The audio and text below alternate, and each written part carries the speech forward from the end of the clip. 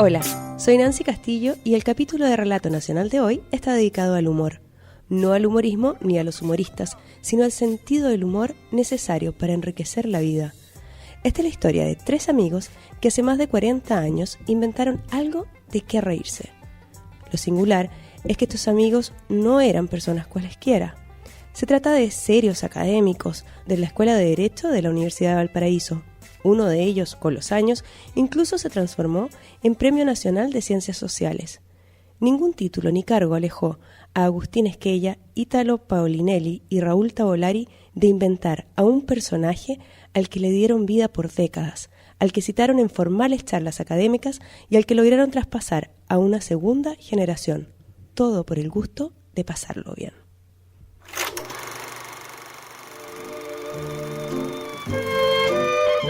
Clerici, mi ero convinto che lei fosse il tipo dell'italiano nuovo. È un tipo che non esiste ancora, ma lo stiamo creando. Con la repressione? No, con l'esempio. Lo sapete bene. Non possiamo lasciare testimoni.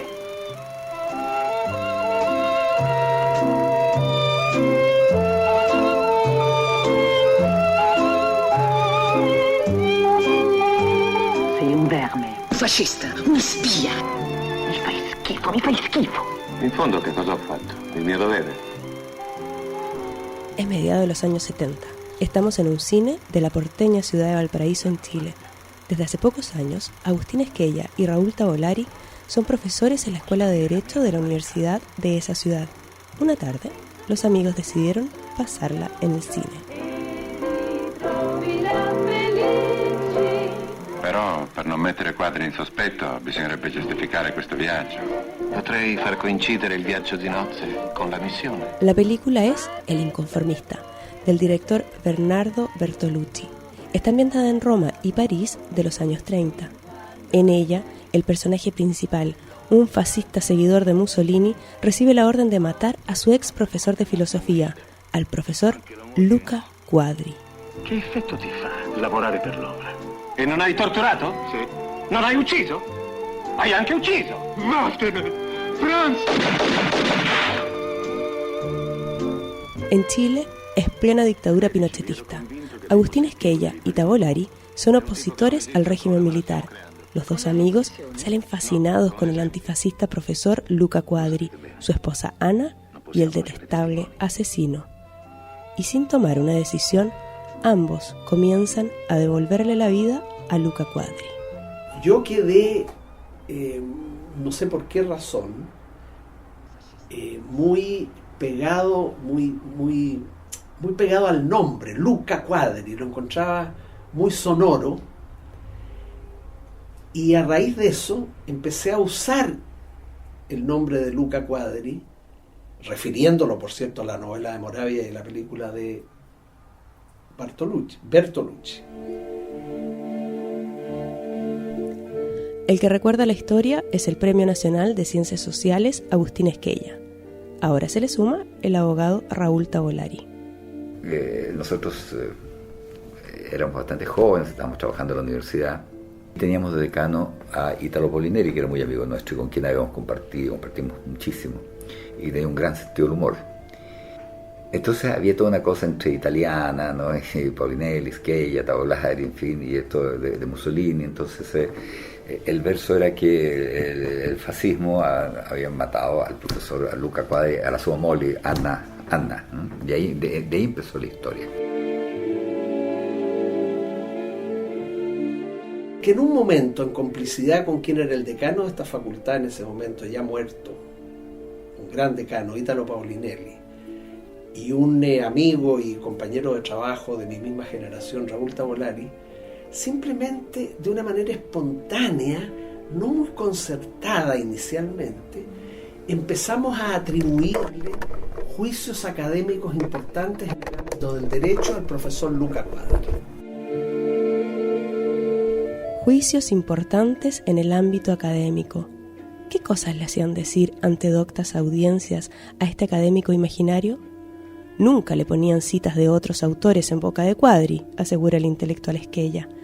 Eran más bien juicios que respaldaban lo que los propios académicos de carne y hueso proponían. Por ejemplo, si Esquella estaba diciendo: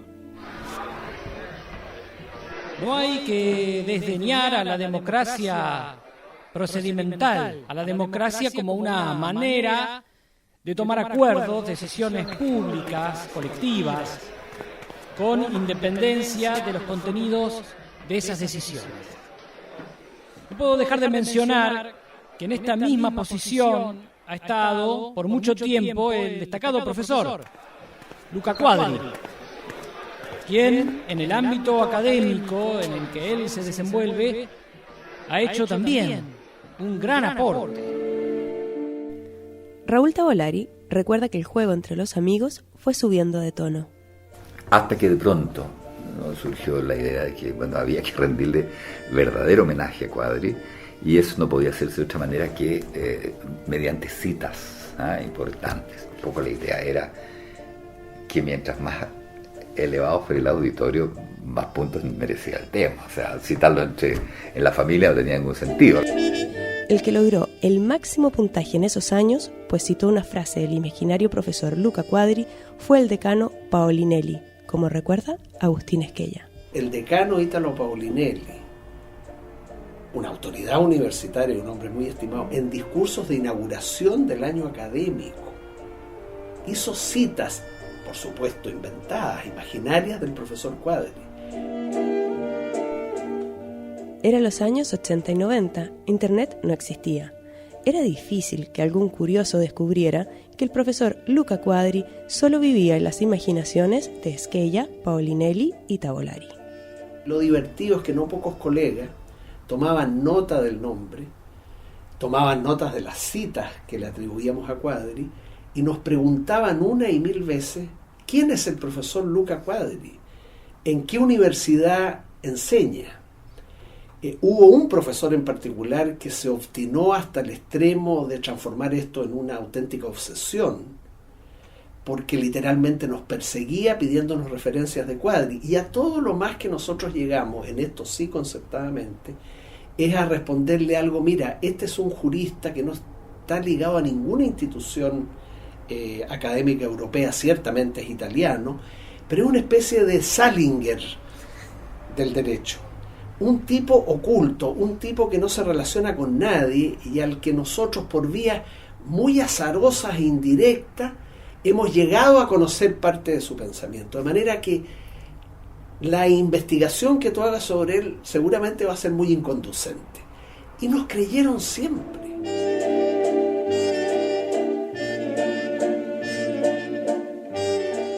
Habían pasado ya 3 décadas de juego entre los amigos con las citas de este profesor imaginario Luca Quadri ante audiencias académicas, sin nunca ser abiertamente descubiertos. Con más o menos intensidad los citaban, hasta que en el año 2005 el juego comenzó a enfriarse con la muerte del decano Italo Paolinelli. Pero, como si se tratara de una posta de humor de padre a hijo, años más tarde, la hija de Raúl Tavolari resucitó la tradición y superó a sus antecesores. La cita, yo creo que más relevante, a pesar de todo, no la hice yo, ni Agustín, ni la hizo Italo Paolinelli. La hizo mi hija Pía. Pía, hace 3 años atrás, más o menos, fue invitada a unas jornadas que se hicieron en la sede del Congreso Nacional en Valparaíso. Y el título era algo así como La influencia del derecho italiano en Chile. Y claro, Pía no dejó pasar la ocasión, ¿no? Entonces a Quadri ya se le citó en el Congreso chileno. Yo creo que esa es la cita más relevante que ha tenido Quadri.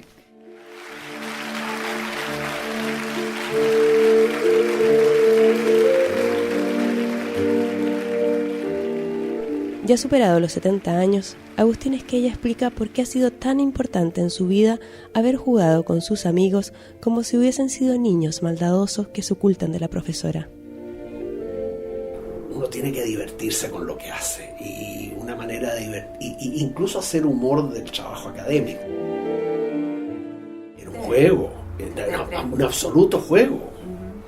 Yo te digo, tal vez no es muy grave que Tavolari y yo en alguna conferencia lo hayamos citado, pero que el decano de una facultad de Derecho en la inauguración del año académico citara al profesor Luca Quadri, bueno, habla muy bien de ese decano, y por lo demás, de verdad, créeme, tenía un sentido del humor maravilloso. Ojalá todos los decanos de Derecho se inventaran un jurista ficticio para ponerle un poco de color a algo que, como la enseñanza del derecho, suele ser tan árida y que nos tomamos también tan en serio. Yo digo siempre que lo que uno hace, pago, no sé, docencia, investigación y publico libros, por supuesto que me lo tomo en serio, pero nunca al precio de perder el sentido del humor con lo que uno hace. O sea, practicar el humor a costa de uno mismo como individuo, pero también practicar el humor a costa del oficio que uno tiene. Eso lo enriquece, pues lo torna mucho más atractivo. Cuando uno no es capaz de hacer humor a costa de sí mismo, es un latero. Y si no es capaz de hacer un humor a costa del oficio que uno tiene, no digo a cada rato, pero de repente, ¿cierto?, es que tu oficio no te provoca, se te empobreció.